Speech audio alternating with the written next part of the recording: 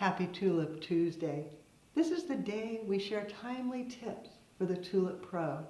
Today, talking about color matching.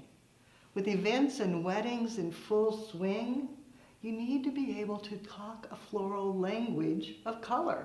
The easiest, think back to your childhood, the box of Crayola Crayons. They come in so many colors. Something will match every single flower. Looking for the perfect hydrangea green?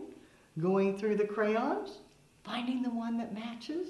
Maybe coloring it onto a piece of paper so that they can look at it and think about it?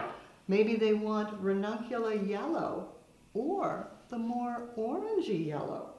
Well, there's a crayon for that. You've got one for each hue. Again, putting it onto your paper.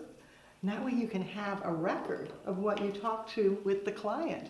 Now, wouldn't it be nice if you always had the flowers with you? One of everything at your disposal.